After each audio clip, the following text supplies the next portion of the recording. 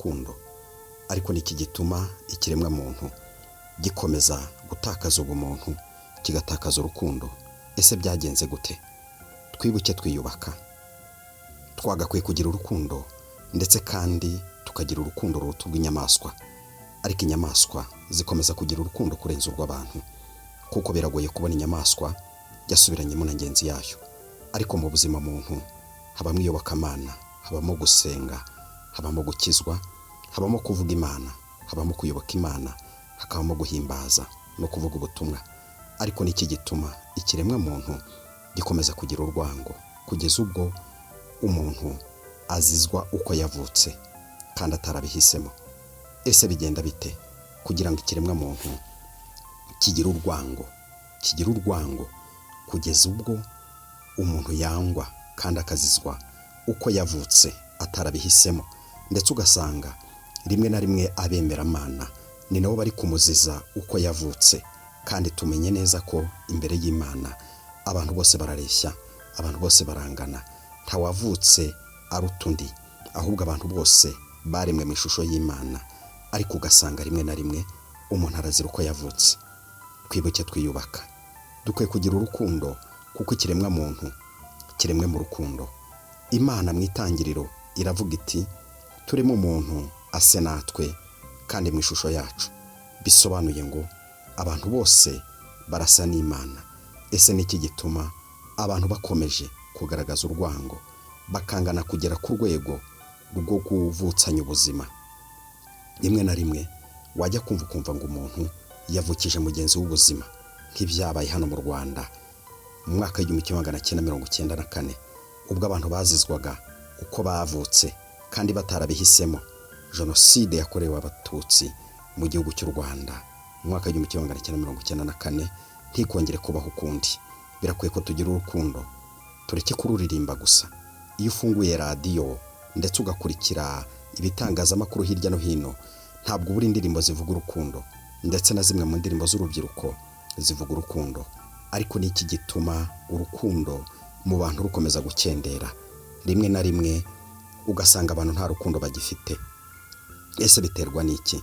Birakwiye ku kiremwa muntu gikwiye kwitekerezaho, tukagira ubumuntu, kandi ubumuntu bugakorera muri twe, tukagira urukundo, kandi urukundo rugakorera muri twebwe. Niki gituma urukundo rukomeza kuba ruke? Twitoze kugira urukundo. Abanyarwanda tugira urukundo, abagabo tugira urukundo, abakobwa tugira urukundo, abasore tugira urukundo, abamama tugira urukundo, kuko urukundo ni rwo rwonyine rukumbi ruzatuma wicara imbere y'Imana. Hari abantu benshi bajya bibwira yuko abarokore cyangwa se abakristo batakora icyaha, ariko birababaje kubona ari bo ba mbere bagiye bafata iya mbere bagakora ibyaha, ndetse bagakora ibyaha nkana, bagakora ibyaha birengagije urukundo. Birirwa baririmba urukundo, bandika urukundo, bavuga. Twibuke twiyubaka. Tugira urukundo mu byo dukora, tugira urukundo mu byo tuvuga. Abantu bagize urukundo akagambane karangira. Abantu bagize urukundo ubwicanyi bwarangira. Iyo witegereje ukareba umuntu mu maso, utarebye ngo muvinda imwe, utarebye ngo murakorana mu murimo umwe, iyo wirebye wibona mu maso ye, umwibonamo hariya mu mboni y'ijisho. Bisobanuye ngo ni ikiremwa nkawe, arababara nkawe, ararwara nkawe, arishima nkawe. Birakwiye ko abantu bagira urukundo, kuko urukundo nirwo rwa mbere. Ijambo ry'Imana ritubwira urukundo, aho Yesu yavuze ngo nimugire urukundo muzajya mu ijuru, kandi ikizaranga abana banjye nuko azaba afite urukundo. Imana nayo ni urukundo. Tugira urukundo, twitoze urukundo, dukorere mu rukundo, tuvuge urukundo, kandi turirimbe urukundo. Abantu b'Imana basangire, abantu baganire, abantu babane, abantu bacumbikirane, abantu bakundane, abantu babwirane nta buryarya. Ariko birababaza cyane iyo turebye mu itangiriro dusanga witwa Kahini, ndetse tukabona n'uwitwa Abeli. Twibuke twiyubaka, ntibizongere kubaho ukundi. Uwo Kahini yanze murumuna wa Abeli kugeza ubwo amuvukije ubuzima, akamuhemukira, akamwica. Ariko ntabwo byari bikwiriye. Yari umuvandimwe we kandi bavindimwe, ariko tubonye ko yamujijije ishyari. Ishyari ni iki? Ishyari ni iki? Ushobora kubaho mu buzima bwawe utazi kugira ishyari, ariko igihe icyo ari cyo cyose uzababazwa n'ibyiza bya mugenzi wawe, ukababazwa n'uko yateye intambwe, ukababazwa n'uko hari icyo yagezweho, menya ko ufite ishyari.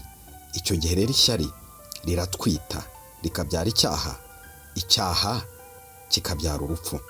Ntabwo bikwiriye ko umuntu agira ishyari. Ishyari rero, umuntu ugira ishyari nta nubwo atera imbere, kabone nubwo yakora akora ijisho riri ku bandi. Birakwiye ko abantu bareka ishyari. Ishyari ni rimwe mu kintu gituma umuntu ahemukira mugenzi we, kandi bitari bikwiriye. Ntabwo bikwiriye.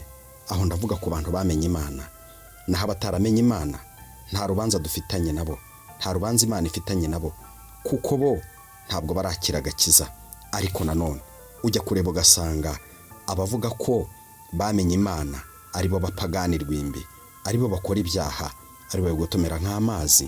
Ariko ugasanga babandi bita ko ari abapagani, mu by'ukuri nta n'ibyaha bakora, ndetse bagira urukundo, basangira duke muri byo bafite. Ufite imyambaro ibiri agahereza mugenzi w'umwe, ariko ugasanga muri babandi bamenye Imana ntabwo ibyo bintu babikora. Birakwiye ko tugira urukundo, tukava mu bitagira umumaro bituma ureba mugenzi wawe ntumwibonemo.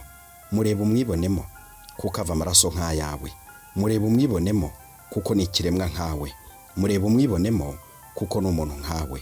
Ikiremwa muntu birakwiye ko dukwiye kugira urukundo, twarangiza tugahindura imitekerereze ndetse n'imyumvire.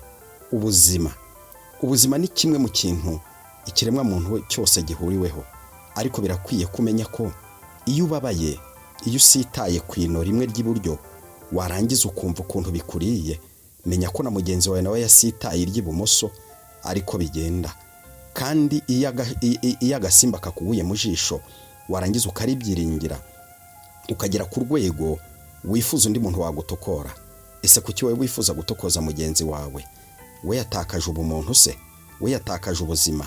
Nawe afite ubuzima bubabara, nawe afite ubuzima buryana nkuko nawe umeze.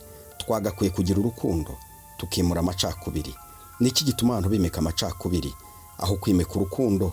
Ku rukundo ari rwo rwa mbere. Ese bigenda bite? Kuki utibaza nimba ubuzima ufite uyu munsi wa none ejo uzaba ubufite? Erega twese inzira ya twese ni imwe, kandi twese twaje mu isi ntacyo tuzanye, tuzasubira mu nda y'isi ntacyo tujyanye. Icyo ni ikintu ugomba gutekerezaho, bigatuma ukunda mugenzi wawe nk'uko wikunda. Ni itegeko riri mu bitabo by'iyobokamana, kunda mugenzi wawe nk'uko wikunda. Imana igeze ahandi hantu hakomeye iravuga ngo, yandikisha ijambo ry'urukundo, ndetse ijambo rikomeye cyane rivuga ngo, kundisha Imana yawe ubwenge bwawe bwose, umutima wawe wose, ndetse n'ubugingo bwawe bwose. Nayo ubwayo ikeneye urukundo, kuko urukundo nirwo ruzana ubusabane. Urukundo nirwo rutuma dukundana, tukabana mu mahoro, ndetse kandi abazungu n'abirabura bakabana. Ubuzima ni iki? Dukwiye kukimenya, ndetse kandi tukabubagarira, tugakundana, tukabana nta buryarya, bikagenda neza. Rimwe na rimwe ujya kubona ukabona abahuje ukwemera nabo ubwabo babana bafite uburyarya, ariko birakwiye yuko tubana nta buryarya, tugakundana urukundo ruzima, apana kuryaryana. Kandi ikindi, ijambo ry'Imana riravuga ngo, nta wanduye uzajya mu ijuru. Ijuru ni iry'abera. Abera ni bande? Ni abanze icyaha n'igisa nacyo. Birakwiye yuko tugira urukundo, tukanga icyaha n'igisa nacyo. Bene data bakundwa, nakwibutsaga kumenya ubuzima, ubumuntu, ukamenya icyo ari cyo, ukamenya ko ukwiye gukunda mugenzi wawe, ukamukunda nk'uko wikunda.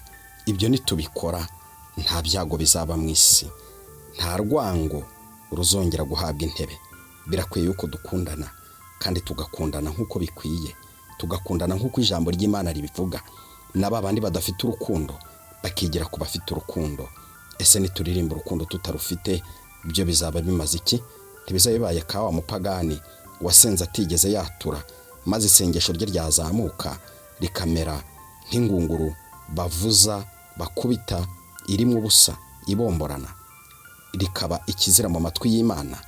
Senga kandi ugira urukundo, ukunde mugenzi wawe nk'uko wikunda. Twibuke twiyubaka, reka twihanganishe